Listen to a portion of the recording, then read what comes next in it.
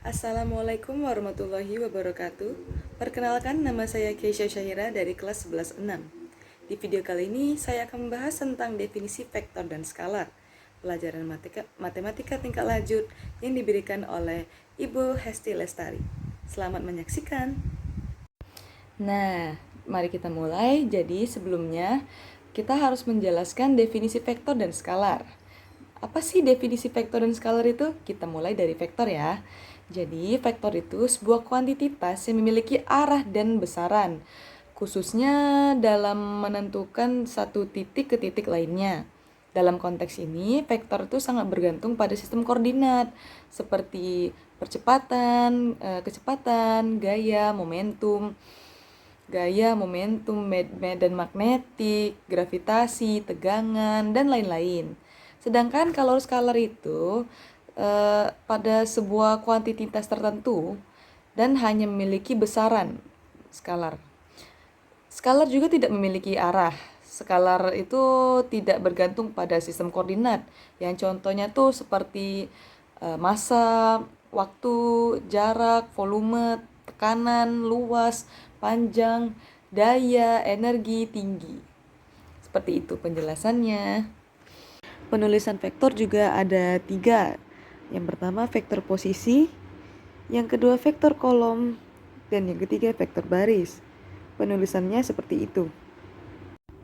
Selanjutnya kita akan membahas notasi vektor.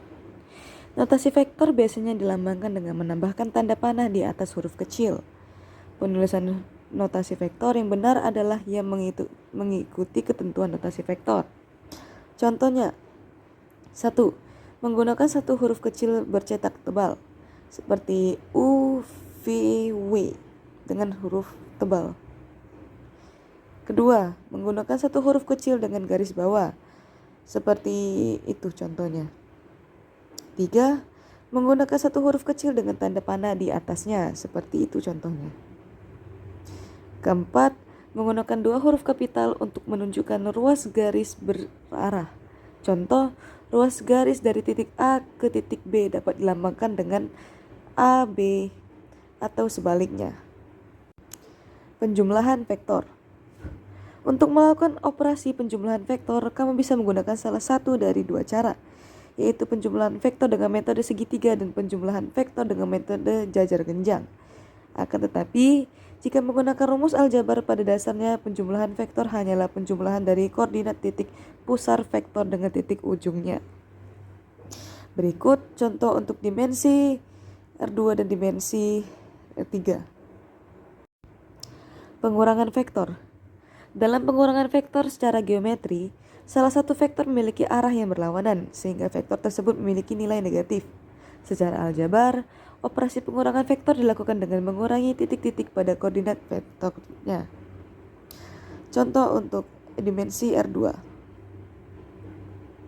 Dan berikut adalah contoh untuk dimensi R3.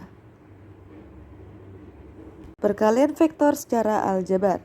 Secara aljabar, perkalian vektor matematika dengan skalar merupakan hasil perkalian semua unsur vektor dengan skalarnya. Sedangkan perkalian vektor secara geometri, vektor dapat digambarkan sebagai sebuah segmen garis berarah atau anak panah dengan titik awal dan ujung. Nah, kita masuk ke contoh soal penjumlahan vektor. A sama dengan 2i plus 3j min 2k. B sama dengan 2i plus j dan plus 3k. Maka nilai A plus B adalah, terus terlebih dahulu 2, 3 dan min 2 plus 2, 1, 3. Nah, di sini kita tinggal menambahkan 2 tambah 2 itu 4, 3 ditambah 1 itu 4, min 2 ditambah 3 itu 1. Jadi penulisannya 4i plus 4j plus 1k. Lanjut kita ke soal pengurangan vektor. Kita tetap pakai matriks kolom. Tinggal kita tulis 3i 3j min 2 dikurang i itu 1 nilainya, 4, dan k itu tetap 1 nilainya. Tinggal kita kurangi. 3 dikurang 1 itu 2, 3 kurang 4 dan itu min 1, min 2 dikurang 1 itu min 3. Penulisannya 2i min j min 3k. Kita lanjut ke soal perkalian vektor. Kita pakai lagi matriks kolom. 2 min 3 2 dikali 1 2 min 5. Ini tetap dikali seperti biasa. 2 dikali 1 itu 2, min 3 dikali 2 itu 6, 2 dikali min 5 itu 10. Hasilnya adalah 14.